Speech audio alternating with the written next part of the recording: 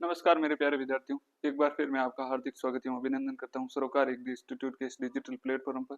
तो जिन विद्यार्थियों ने अभी तक चैनल को सब्सक्राइब नहीं किया है वे चैनल को सब्सक्राइब कर लें, वे after that bell icon button को प्रेस कर लें ताकि आने वाली सभी वीडियो का नोटिफिकेशन आपको जल्दी प्राप्त हो सके। तो आइए हम आज की क्लास को शुरू करते हैं। जैसा कि आप सभी को पता है कि हम आपके जो फर्स्ट ईयर बीएससी एग्रीकल्चर के फर्स्ट ईयर के जो सेकंड सेमेस्टर में जो सब्जेक्ट लग रही उनकी हम क्लास से शुरू कर दिए। ओम प्रकाश सर ने भी आपके जो पर्यावरण वाली सब्जेक्ट है उसकी क्लास से शुरू कर दिए, और हमने आपके जो एलपीएम है जो पशुपालन है उसकी क्लासेस स्टार्ट कर रखी। तो फर्स्ट क्लास में हमने क्या पढ़ा था, आपके जो लाइव स्टॉक है उसके इंट्रोडक्शन के बारे में देखा।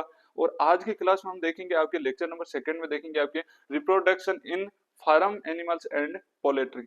मतलब जो आपके फार्म एनिमल्स और पोल्ट्री है उसमें प्रजनन किस प्रकार से होता है उसके बारे में आज की क्लास में हम देखेंगे। तो मैं आपको बता देता हूं कि जो आप सेकेंड सेमेस्टर में जो सभी विद्यार्थी हैं, जो आप फर्स्ट ईयर के जो सेकेंड सेमेस्टर के स्टूडेंट हैं, तो सेकेंड सेमेस्टर के स्टूडेंट के लिए सभी प्रकार के नोट्स उपलब्ध हो जाएंगे। सरोकार एग्री इंस्टीट्यूट के जो टेलीग्राम चैनल है वहां पर उपलब्ध हो जाएंगे। फिर भी आपको उपलब्ध नहीं हो पाते हैं तो आपको इन नंबरों पर मैसेज करना है 7339887696। इन नंबरों पर क्या करना है, आपको व्हाट्सएप मैसेज करना है कि सर हमें इस सब्जेक्ट के नोट्स चाहिए। आपको हम तुरंत क्या कर देंगे, आपको नोट्स उपलब्ध करवा देंगे। यदि आपको बीएससी से रिलेटेड या आपके सब्जेक्ट से रिलेटेड या आपके नोट से रिलेटेड या स्टडी से रिलेटेड कोई भी समस्या हो तो आप इन नंबरों पर क्या करना है, आपको क्या करना है, एक मैसेज करना है या आपको क्या करना है, कॉल करना है। तो आइए हम अपना जो टॉपिक है उसके बारे में शुरू करते हैं। जो कि आपका सेकंड टॉपिक कौन सा था, आपके reproduction in farm animals and poultry के बारे में देखेंगे। तो मतलब जो फार्म एनिमल्स है उसका प्रजनन तंत्र किस प्रकार का होता है उसके बारे में हम देखेंगे। तो उससे पहले हमें प्रजनन या रिप्रोडक्शन की परिभाषा आनी चाहिए। तो पशुपालन में प्रजनन व जैविक क्रिया होती है जिसके द्वारा पशु अपनी अपनी ही प्रजाति के द्वारा नए स्वस्थ जीव का निर्माण या संतति का निर्माण करता है। वो क्या कहलाता है, आपके प्रजनन या रिप्रोडक्शन कहलाता है। यह आपको डेफिनेशन याद होनी चाहिए क्योंकि ये आपके जो तीसरा क्वेश्चन है उसमें आपके सीधा इस प्रकार से क्वेश्चन आ सकता है कि प्रजनन क्या होता है, रिप्रोडक्शन क्या होता है। तो उसकी डेफिनेशन आपको याद होनी चाहिए। तो उसकी डेफिनेशन क्या होती है, आपके पशुपालन में प्रजनन व जैविक प्रक्रिया है जिसके द्वारा पशु अपनी ही प्रजाति के द्वारा नए और स्वस्थ जीवों को क्या करता है, आपके जन्म देता है। उसे क्या कहते हैं, हम रिप्रोडक्शन कहते हैं या क्या कहते हैं, आपके प्रजनन कहते हैं। तो आइए हम हमारे स्लाइड पर चलते हैं। तो इसमें क्या है, आपके फार्म एनिमल्स में प्रजनन तंत्र, क्या आपके फार्म एनिमल्स में प्रजनन तंत्र की बात करें तो इसमें फर्स्ट लाइन है आपके फार्म एनिमल्स में प्रजनन तंत्र की आवश्यकता को बनाए रखना आनुवांशिक सुधार और समग्र पशुधन उत्पादन में महत्वपूर्ण भूमिका निभाता है। मतलब जो फार्म एनिमल्स होते हैं वो आपके प्रजनन की आवश्यकताओं को क्या करता है, आपके बनाए रखता है और आनुवांशिकता में क्या करता है, आपके सुधार करता है और पशुधन में उत्पादन में क्या करता है, आपके वृद्धि करता है। उसके लिए ये क्या है, आपकी एक महत्वपूर्ण भूमिका है। क्या है आपके लिए, इसके लिए क्या है, महत्वपूर्ण भूमिका है। इसमें क्या आपके नर व मादा दोनों प्रजनन से जुड़े विभिन्न अंग व प्रक्रियाओं में क्या होते हैं, आपके शामिल होते हैं। इसमें जो नर और मादा दोनों में जो प्रजनन से जुड़ने वाले विभिन्न अंग उनकी प्रक्रिया क्या होती है, इनमें शामिल होती है। उसके बाद में आगे देखें तो सबसे पहले हम पढ़ेंगे नर प्रजनन तंत्र। क्या पढ़ेंगे, आपके सबसे पहले पढ़ेंगे हम नर प्रजनन तंत्र। सबसे पहले हम किसके बारे में चर्चा करेंगे, आपके नर प्रजनन तंत्र के बारे में चर्चा करेंगे। तो इसमें फर्स्ट लाइन है आपके नर प्रजनन तंत्र शुक्राणु या क्या शुक्राणु को इंग्लिश में क्या कहते हैं, आपके स्पर्म के उत्पादन और मादा निषेचन के लिए इसके स्थानांतरण के लिए जिम्मेदार होता है। इसका मुख्य अंग निम्नलिखित है। मतलब जो नर प्रजनन तंत्र है उसके लिए विभिन्न मुख्य अंग कौन कौन से है तो उसमें देखें तो फर्स्ट अंग है आपके वर्षण। फर्स्ट अंग कौन सा, आपके वर्षण। तो वर्षण की बात करें तो ये क्या है, आपके प्राथमिक प्रजनन अंग है। वर्षण क्या है, आपके नर जनन तंत्र का क्या है, आपके प्राथमिक प्रजनन अंग है। क्या है, आपके प्राथमिक प्रजनन अंग है अर्थात प्रथम प्रजनन अंग है। जो शुक्राणुओं को उत्पादन जो क्या करता है, आपके शुक्राणुओं का क्या करता है, आपके उत्पादन करता है और टेस्टोस्टेरोन हार्मोन स्त्राव के लिए जिम्मेदार होता है। कौन से हार्मोन के स्त्राव के लिए जिम्मेदार होता है, आपके टेस्टोस्टेरोन हार्मोन के स्त्राव के लिए क्या होता है, आपके जिम्मेदार होता है। वो कौन होता है, आपके वर्षण होता है। कौन होता है आपके? वर्षण होता है। उसके बाद में अगली लाइन देखें तो अगली लाइन है आपके, ये अंडकोश थैली में स्थित होता है। जो मतलब वर्षण होता है वो किस में स्थित होता है? आपके अंडकोश जो थैली होती है उसमें स्थित होता है। किस में स्थित होता है? आपके अंडकोश थैली में स्थित होता है, जो शुक्राणु उत्पादन के लिए उपयुक्त तापमान को बनाए रखने में सहायक होता है। जो क्या करता है? आपके जो शुक्राणु उत्पादन के लिए जो उपयुक्त तापमान होता है उसको क्या करता है? आपको बनाए रखने में क्या करता है? आपके सहायता करता है। क्या करता है? आपके सहायता करता है। तो क्या करता है? आपके तापमान को बनाए रखने में क्या करता है? आपके सहायक होता है। उसके बाद में अगला पॉइंट देखें तो अगला पॉइंट है आपके, या अगले अंक की बात करें तो अगला है आपके एपिडिडिमिस। क्या है आपके? एपिडिडिमिस। तो इसमें देखें तो ये एक लंबी कुंडलित नली होती है। जो एपिडिडिमिस होती है वो क्या होती है? आपके एक लंबी कुंडलित क्या होती है? आपके नली होती है। क्या होती है? आपके नली होती है। ये शुक्राणुओं को परिपक्व होते हैं, ये शुक्राणु परिपक्व होते हैं और क्या है? आपके स्खलन से पहले संग्रहित रहते हैं। क्या करते हैं? संग्रहित रहते हैं। उसके बाद में आगे देखें तो अगला है आपके वास डिफरेंस। वास डिफरेंस की बात करें तो ये क्या है? आपके ये एक पेशीय नलिका है जो कि आपके एपिडिडिमिस से परिपक्व शुक्राणुओं को मूत्र मार्ग तक पहुंचाती है। कहां तक पहुंचाती है? आपके मूत्र मार्ग तक पहुंचाती है। उसके बाद में आगे देखें तो आगे आपके सहायक ग्रंथियां, सहायक ग्रंथियों की बात करें, जो नर जनन तंत्र है उसमें सहायक ग्रंथियां कौन कौन सी उसके बारे में देखें तो इसमें है आपके, इसमें वीर्य पुटिका और पोस्टेट ग्रंथि, और इसमें है आपके बल्बो यूरेथिल ग्रंथि शामिल होती है। उसके बाद में आगे देखें तो ये वीर्य द्रव का निर्माण करती हैं, जो शुक्राणुओं को क्या करती है? आपके पोषण और परिवहन प्रदान करती है। जो क्या करती है? आपके ये वीर्य द्रव का निर्माण करती है। जो सहायक ग्रंथियां होती हैं ये क्या करती है? आपके वीर्य के द्रव का निर्माण करती हैं, जो शुक्राणुओं को क्या करती है? आपके पोषण प्रदान करती है। क्या करती है? पोषण व परिवहन प्रदान करती है। क्या प्रदान करती है? आपके पोषण व परिवहन प्रदान करती है। उसके बाद में आगे देखें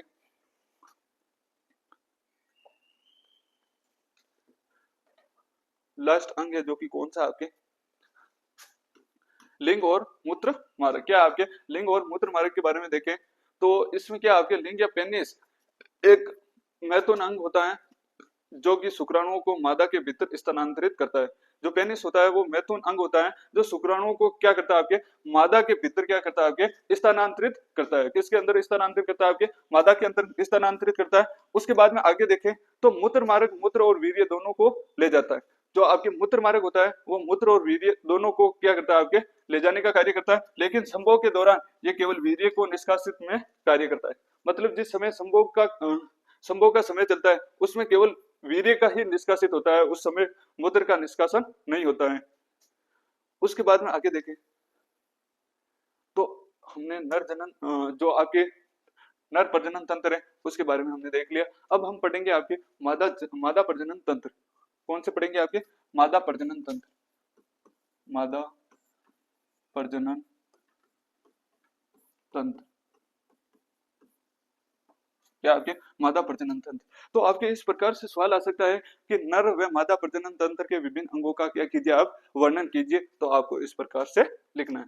तो इसमें देखें फर्स्ट लाइन आपके मादा प्रजनन तंत्र अंडाणु उत्पादन, निषेचन, गर्भधारण और प्रसव के लिए उत्तरदायी होता है। किसके लिए उत्तरदायी होता है? आपके प्रसव के लिए उत्तरदायी होता है। इसके प्रमुख निम्नलिखित अंग है। जिसमें फर्स्ट अंग की बात करें तो फर्स्ट अंग है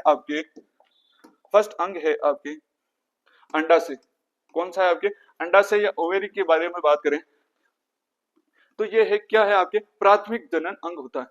अंडाशय क्या होता है? प्राथमिक जनन अंग होता है। तो आपके जो मादा प्रजनन तंत्र है उसमें प्राथमिक अंग क्या हो गया? आपके अंडाशय हो गया। और अगर इसकी जगह मैं पूछ लूं आपको नर प्रजनन तंत्र का प्राथमिक अंग कौन सा है तो वो कौन सा हो जाएगा? आपके वर्षण हो जाएगा। कौन सा हो जाएगा? आपके वर्षण हो जाएगा।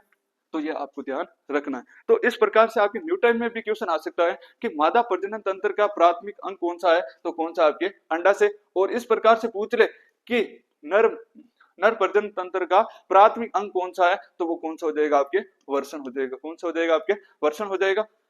तो ये क्या आपके प्राथमिक प्रजनन अंग है जो अंडाणु उत्पादन और हार्मोन को स्रावित करता है। मतलब ये प्राथमिक अंग है जो किसका निर्माण करता है? आपके अंडाणुओं का निर्माण करता है और हार्मोनों का स्रावित करता है।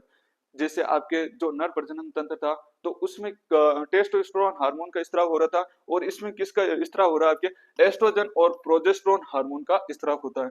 तो आपके इस प्रकार से भी क्वेश्चन आ सकता है कि नर प्रजनन तंत्र में किस हार्मोन का स्त्राव होता है, तो किसका होता है, आपके टेस्टोस्टेरोन। और यदि पूछ ले मादा प्रजनन तंत्र में किस हार्मोन का स्त्राव होता है, तो किसका होता है, आपके एस्ट्रोजन और प्रोजेस्टेरोन हार्मोन का स्त्राव होता है। यह आपको ध्यान रखना है। उसके बाद में आगे है आपकी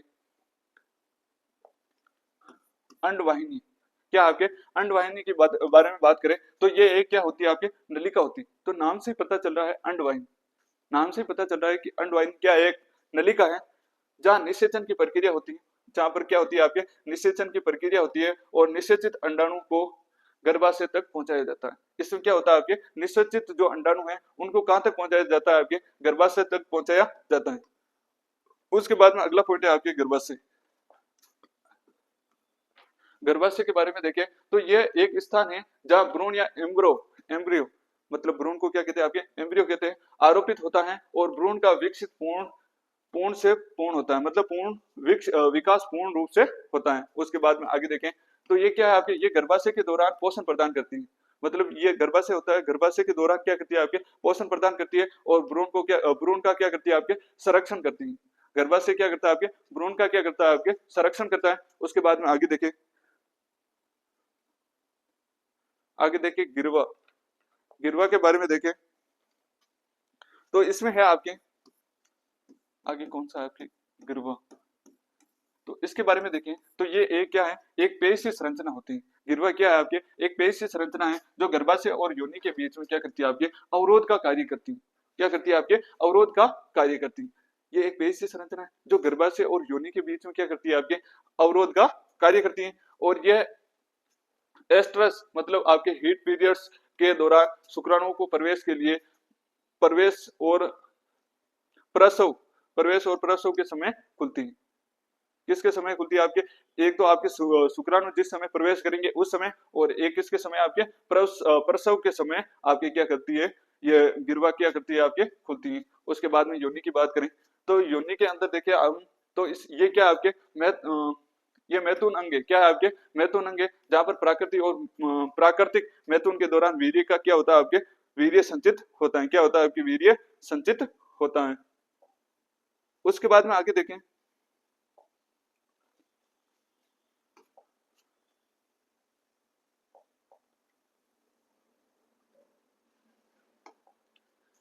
ये प्रसव के दौरान जन्म नलिका का कार्य भी करती है।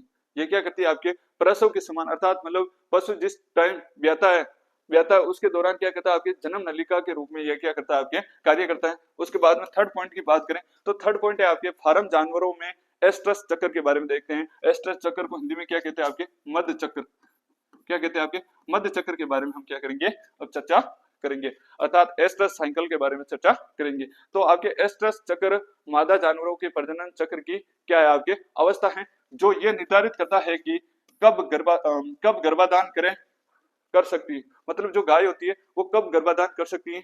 तो इसकी जो अवस्थाएं होती है उन विभिन्न अवस्थाओं के बारे में देखते हैं। तो फर्स्ट अवस्था आपके प्रोस्ट्रेस, फर्स्ट अवस्था का क्या नाम है, आपके प्रोस्ट्रेस।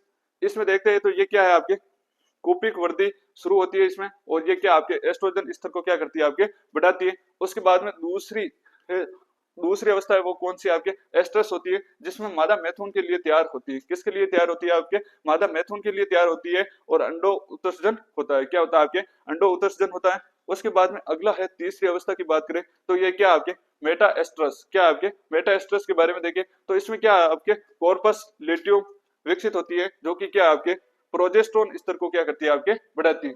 जो प्रोजेस्टेरोन स्तर है उसको क्या करती है, आपके बढ़ाती है। उसके बाद में लास्ट है जो कि क्या आपके डाइस्ट्रस। तो यह क्या होती है, आपके कॉर्पस ल्यूटियम पूरी तरह से कार्यशील होता है। यदि गर्भाधान नहीं होता है तो यह क्या करती है, अंत्यशीर्ण होना शुरू होती है। उसके बाद में आगे देखें तो आगे है आपके फार्म जानवरों में मध्य चक्र की अवधि। फार्म जानवर है उनमें मध्य चक्र की अवधि कितने कितने दिन की होती है उसके बारे में देखते हैं। तो गाय में आपके जो मध्य चक्र की अवधि होती है वो कितने दिन की होती है, आपके 21 दिन की होती है। कितने दिन की होती है, आपके 21 दिन की होती है। भैंस की बात करें, बफेलो की बात करें, तो इसमें भी कितने दिन की होती है आपके, 21 दिन की होती है। यहाँ पर ये बकरी गलत टाइप हो गया, बकरी भी आपके क्या आती है, गाय भैंस के साथ आती है, अर्थात इसमें बकरी का जो भी मत चक्र होता है वो भी कितने दिन का होता है आपके, 21 दिन का होता है। कितने दिन का होता है आपके, 21 दिन का होता है।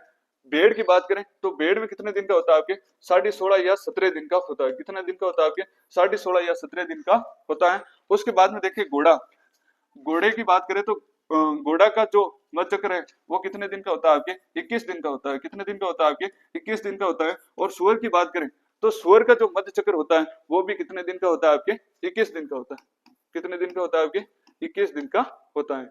उसके बाद में आगे देखें तो अगला पॉइंट है आपके चौथा पॉइंट, उसकी बात करें तो चौथा पॉइंट है आपके निषेचन और गर्भावस्था। क्या आपके निषेचन और गर्भावस्था के बारे में देखें तो इसमें फर्स्ट लाइन देखें तो निषेचन तब होता है जब शुक्राणु अंडाणु से अंडवाहिनी में मिलता है। मतलब निषेचन तब होता है जब शुक्राणु अंडाणु से अंडवाहिनी में क्या करता है आपके, मिलता है, उस समय क्या होता है आपके, निषेचन होता है। और निषेचित अंडाणु गर्भाशय में आरोपित होकर गर्भावस्था क्या होती है आपके, शुरू होती है। क्या होती है आपके, गर्भावस्था शुरू होती है। गर्भावस्था मतलब पशु को प्रजनित करवाने के बाद में कितने दिन बाद में क्या करती है आपके, प्रसव होती है, अर्थात कितने दिन बाद में ब्याती है, उसको क्या कहते हैं हम आपके, गर्भा अवधि कहते हैं। क्या कहते हैं आपके, गर्भा अवधि कहते हैं। तो हम देखते हैं आपके फार्म जानवरों की गर्भा अवधि के बारे में। तो गाय की जो गर्भा अवधि होती है वो कितने दिन की होती है, तो कितने दिन की होती है आपके, 280 दिन की होती है। कितने दिन की होती है आपके, 280 दिन की होती है। तो इस प्रकार के आपके क्वेश्चन आपके एग्जाम में आ सकते हैं कि गाय की जो गर्भा अवधि होती है वो कितने दिन की होती है आपके, 280 दिन की होती है। भैंस की बात करें तो भैंस की जो गर्भा अवधि होती है वो कितनी होती है आपके, 310 दिन की होती है। और भेड़ और बकरी की बात करें तो वो कितनी होती है आपके, 145 से 150 दिन के बीच में होती है। घोड़ा की बात करें तो घोड़ा की कितनी होती है आपके, 335 दिन होती है। और सुअर की बात करें तो सुअर की कितनी होती है आपके, 114 दिन। कितनी होती है आपके, 114 दिन।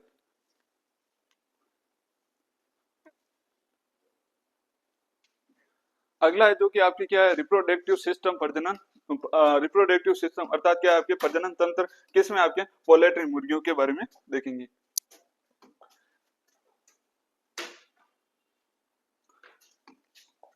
तो इसमें फर्स्ट है आपके पक्षियों का प्रजनन तंत्र विषम लिंगी होता है और इसमें नर और मादा दोनों की आवश्यकता होती है। इसमें क्या होता है आपके पक्षियों का जो प्रजनन तंत्र होता है वो क्या होता है आपके, विषम लिंगी होता है, अर्थात आपके क्या हेटेरोसेक्सुअल होता है। किस प्रकार का होता है आपके, हेटेरोसेक्सुअल होता है। और इसमें जो नर व मादा होते हैं दोनों की क्या होती है आपके, आवश्यकता होती है, जो कि संतान के अनुवांशिक घटक का आधा आधा योगदान रखते हैं। नर व मादा दोनों क्या करते हैं आपके, जो संतान होती है उसके अनुवांशिक घटक का क्या करती है आपके, आधा आधा योगदान रखती है। उसके बाद में देखते हैं तो आवश्यकता होती है तो संतान अनुवांशिक घटक का आधा आधा योगदान देते हैं। मतलब जो संतान होती है उसमें नर व मादा का दोनों का क्या होता है आपके, आधा आधा योगदान होता है। उसके बाद में आगे देखें, इंग्लिश वाले इंग्लिश में भी देख लेना। तो आगे है आपके नर अपनी ओर से योगदान वृषण द्वारा उत्पादित शुक्राणुओं और वीर्य के माध्यम से देता है। मतलब जो नर होता है वो अपनी ओर से योगदान वृषण द्वारा उत्पादित जो शुक्राणु है, शुक्राणु और वीर्य के माध्यम से देता है। मतलब जो आपके नर पक्षी है वो क्या करता है आपके, जो वर्षण है वर्षण के द्वारा जो क्या उत्पादित होते हैं आपके, शुक्राणु उत्पादित होते हैं। तो शुक्राणु और वीर्य के माध्यम से क्या करता है आपके, योगदान देता है। उसके बाद में आगे देखें तो अगली लाइन है आपके, मादा अपना योगदान अंडा से या ओवेरी द्वारा उत्पादित अंडाणु और अंडे की जर्दी के माध्यम से देती है। मतलब जो मादा है वो किस प्रकार से योगदान देती है, वो किस प्रकार से योगदान देती है, तो मादा योगदान आपके अंडा से द्वारा उत्पादित अंडाणु और अंडे की जर्दी के माध्यम से क्या करती है आपके, योगदान देती है। उसके बाद में आगे देखें तो अंडाणु को अक्सर ब्लास्टोडिस्क और ब्लास्टोडर्म या जर्म डिस्क भी कहा जाता है। क्या कहा जाता है आपके, जर्म डिस्क भी कहा जाता है। उसके बाद में आगे देखें तो आगे है आपके अंडाशय में फॉलिकल से निकलने वाली जर्दी डिम वाहिनियों में जाती है जहां निषेचन होता है और इसमें एल्बुमन और सेल मेम्ब्रेन में मिलती है। कहां पर मिलती है आपके, सेल मेम्ब्रेन में मिलती है। उसके बाद में अगला टॉपिक है आपके नर प्रजनन तंत्र। जो आपकी मुर्गी है उसमें नर प्रजनन तंत्र के बारे में चर्चा करेंगे। तो इसमें क्या आपके नर मुर्गों के मूत्र और प्रजनन अंग, इसमें आपके फर्स्ट है जो कि क्या आपके ग्रस्त पक्षी में नर प्रजनन अंग में 2 वर्षण होते हैं। जो आपके ग्रस्त पक्षी होता है उसके जो नर प्रजनन अंग होते हैं उसमें कितने वर्षण होते हैं, तो उसमें कितने वर्षण होते हैं आपके 2 वर्षण होते हैं। कितने वर्षण होते हैं आपके 2 वर्षण होते हैं, जिनमें से एक शुक्रवाहिनी नलिका निकलती है और वर्षण से क्या करती है आपके क्लोआ तक जाती है। कहां तक जाती है आपके क्लोआ का तक जाती है। कहां तक जाती है आपके क्लोआ का तक जाती है। उसके बाद में आगे देखें तो पक्षियों में अन्य जानवरों की तरह लिंग नहीं होता है। जो पक्षी होते हैं वो अन्य जानवरों की तरह इनमें क्या नहीं होता आपके लिंग नहीं होता है। उसके बाद में आगे देखें तो अगला पॉइंट है आपके अगला पॉइंट है आपके वर्षण सेम आकार के होते हैं और रीढ़ के समान गुर्दों के पास में स्थित होते हैं। वर्षण क्या किसके आकार के होते हैं आपके सेम के आकार के होते हैं और रीढ़ के समान गुर्दों के पास में स्थित होते हैं। कहां पर स्थित होते हैं आपके रीढ़ के समान गुर्दों के पास में स्थित होते हैं। उसके बाद में आगे देखें तो इनका आकार स्थिर नहीं होता है और संभव के समय ये बड़े हो जाते हैं। मतलब जो वर्षण होते हैं इनका आकार क्या होता है आपके स्थिर नहीं होता है और ये क्या करते हैं आपके संभोग के समय क्या होते हैं आपके वर्षण बढ़ जाते हैं, बड़े हो जाते हैं। किस प्रकार के हो जाते हैं आपके बड़े हो जाते हैं। उसके बाद में देखते हैं आपके जो बाह्य वर्षण होता है वो अक्सर दाह्य वर्षण से क्या होता है आपके बड़ा होता है। अर्थात जो बाह्य वर्षण होता है वो दाह्य वर्षण से क्या होता है आपके बड़ा होता है। क्या होता है आपके बड़ा होता है। उसके बाद में आगे देखें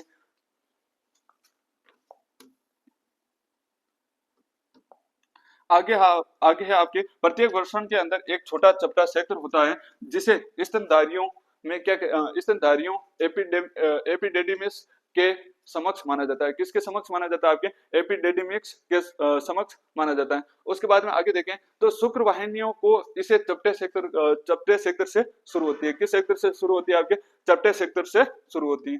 उसके बाद में आगे देखें शुक्र वाहिनियां क्या आपके शुक्र वाहिनियों के बारे में देखें तो शुक्र वाहिनियां शुक्राणुओं को वर्षण से कोलेका तक ले जाती हैं। कहां तक ले जाती है आपकी कोलेका तक ले जाती है जहां से संभोग के दौरान मादा डिंब वाहिनियों में क्या करती है आपके प्रवेश करती है। कहां पर प्रवेश करती है आपके मादा डिंब वाहिनियों में क्या करती है आपके प्रवेश करती है। उसके बाद में आगे देखें तो शुक्र वाहिनियां को क्लोएका में एक छोटे पूषनुमा किस नुमा आपके पूसी नुमा संरचना में क्या करती है आपके प्रवेश करती है। किस संरचना में प्रवेश करती है आपके पूसी नुमा संरचना में क्या करती है आपके प्रवेश करती है। उसके बाद में आगे देखें तो आगे है आपके यह संरचना स्तनधारियों के लिंग अर्थात पेनिस के समीक्ष होती हैं और बतख में यह आकार में बड़ी होती है। बतख में क्या होती है आपके आकार में क्या होती है आपके बड़ी होती है जिससे लिंग जैसी संरचना बनाती है। किस जैसी संरचना बनाती है आपके लिंग जैसी संरचना बनाती है। उसके बाद में आगे देखें तो शुक्र वाहिनी के प्रारंभ में सक्रिय होती है लेकिन क्लोएका के आसपास पहुंचते पहुंचते चौड़ी हो जाती है। कैसी हो जाती है आपके चौड़ी हो जाती है। उसके बाद में आगे देखें तो आगे है आपके अगला है जो कि क्या आपके वर्षण और शुक्राणु। क्या है आपके वर्षण और शुक्राणु के बारे में देखें तो इसमें क्या आपके वर्षण में अत्यधिक मुड़ी हुई नलिका होती है। जो आपके वर्षण होता है उसमें अत्यधिक मुड़ी हुई क्या होती है आपके नलिका होती है। क्या होती है आपके नलिकाएं होती है।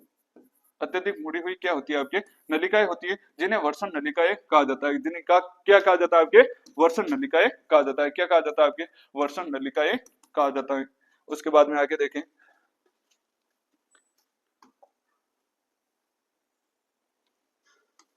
तो आगे है आपके इन नलिकाओं में एक विशेष प्रकार की कोशिका विभाजन के द्वारा शुक्राणु बनते हैं। तो इन नलिकाओं में एक विशेष प्रकार का क्या होता है आपके कोशिका विभाजन होता है अर्थात सेल डिवीजन होता है। उनके द्वारा क्या होता है आपके शुक्राणु या स्पर्म का क्या होता है आपके निर्माण होता है। किसके द्वारा कोशिका विभाजन के द्वारा क्या होता है आपके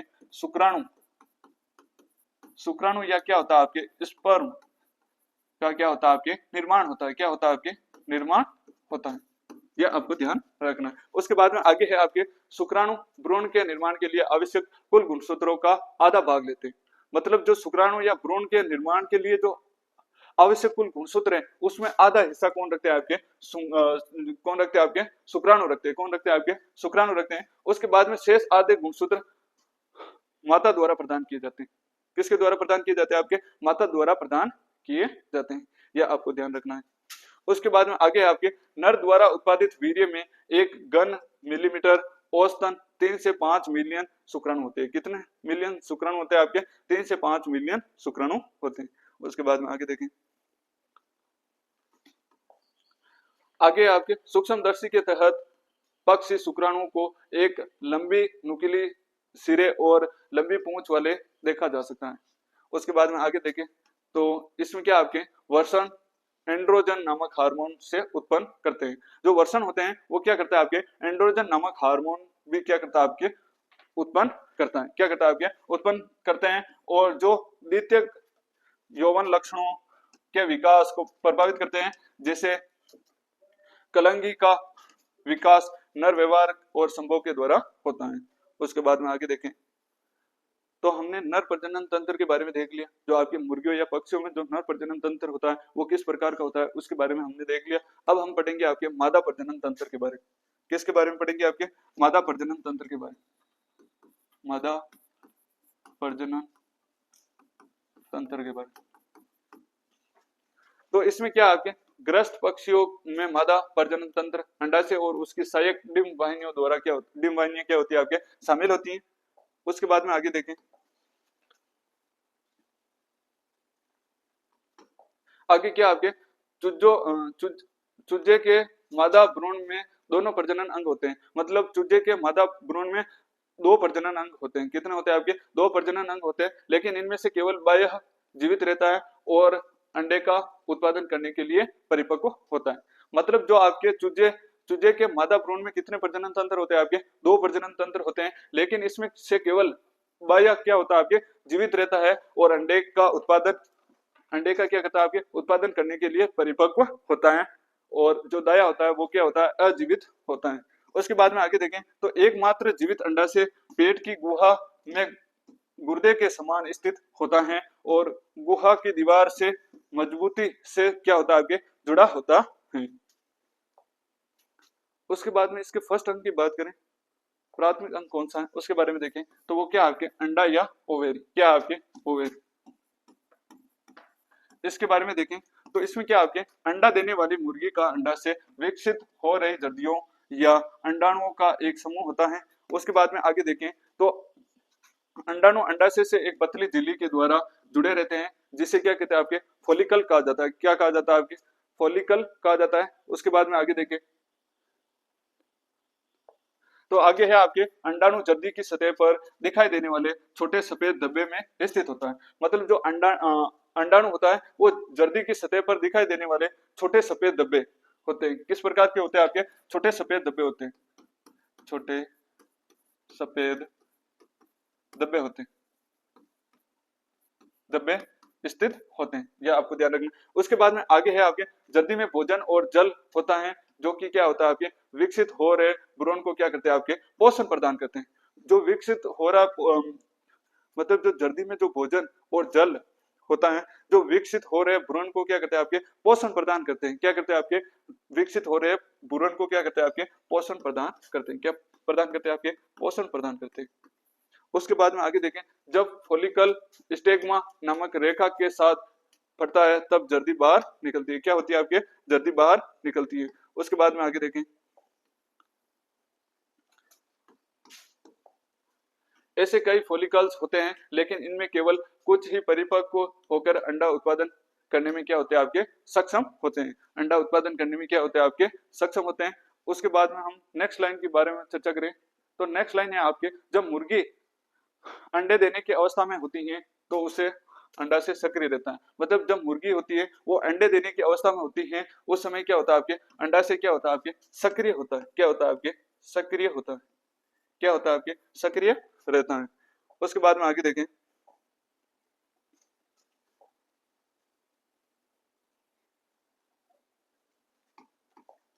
आगे आपके फॉलिकल्स का आकार बहुत छोटे से लेकर सामान्य अंडे की जर्दी के आकार तक का हो सकता है, जो कि लगभग 40 मिमी व्यास तक पहुंच सकता है। कितने मिमी व्यास तक पहुंच सकता है आपके 40 मिमी व्यास तक पहुंच सकता है। एक पूर्ण विकसित जर्दी डिंब वाहिनी में क्या करती है आपके प्रवेश के लिए क्या होती है आपके तैयार होती है। उसके बाद में आगे देखें तो आगे आपके फॉलिकल विकास की अवस्थाएं, क्या आपके फॉलिकल विकास की अवस्थाएं, स्टेज ऑफ फॉलिकल डेवलपमेंट के बारे में देखते हैं। क्या है आपके स्टेज ऑफ फॉलिकल डेवलपमेंट के बारे में देखें तो क्या आपके सक्रिय अंडाशय में फॉलिकल फॉलिकल विकास की 5 अवस्थाएं होती है। कितनी अवस्थाएं होती है आपके? 5 अवस्थाएं होती है। फर्स्ट अवस्था का नाम है आपके प्राइमरी फॉलिकल। प्राइमरी फॉलिकल्स के बारे में देखें तो जो अभी वृद्धि की अवस्था में नहीं आए उसे क्या कहते हैं आपके?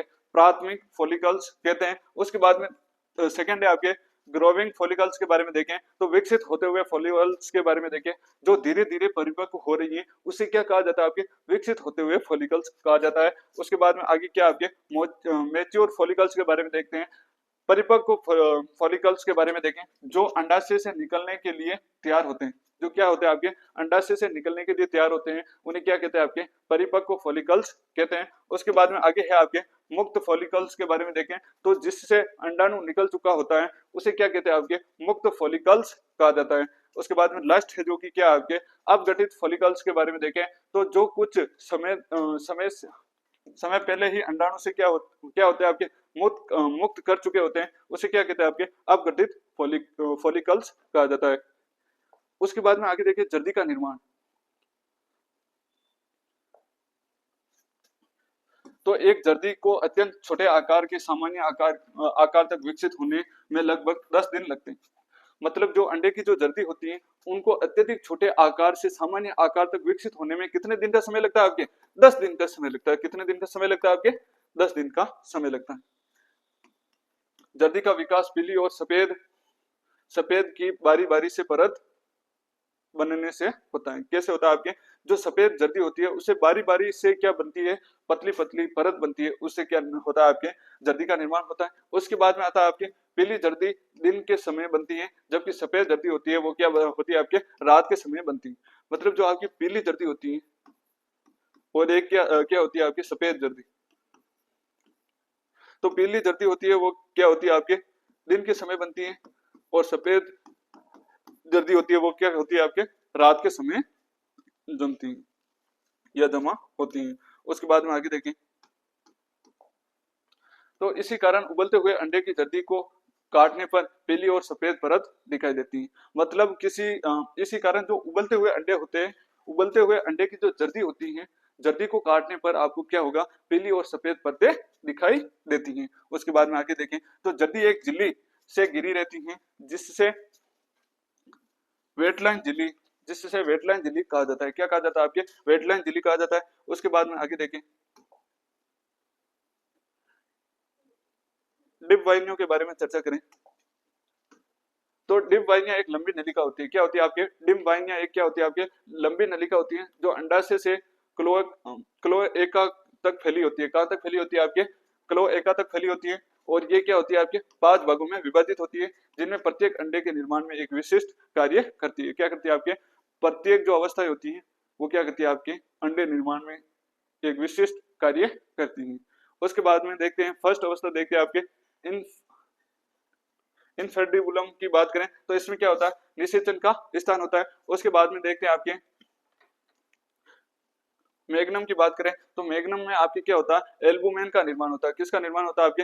एल्बुमेन का निर्माण होता है। उसके बाद में तीसरी अवस्था देखें या तीसरा भाग देखें तो स्टेमस क्या आपके? स्टेमस इसमें क्या होता है आपके? सेल झिल्ली का निर्माण होता है। किसका निर्माण होता है आपके? सेल झिल्ली का निर्माण होता है। किसका निर्माण होता है आपके? सेल झिल्ली का निर्माण होता है। उसके बाद में अगला चौथा पॉइंट देखें तो वो क्या है आपके? गर्भाशय या सेल ग्रंथि। ये क्या आपके?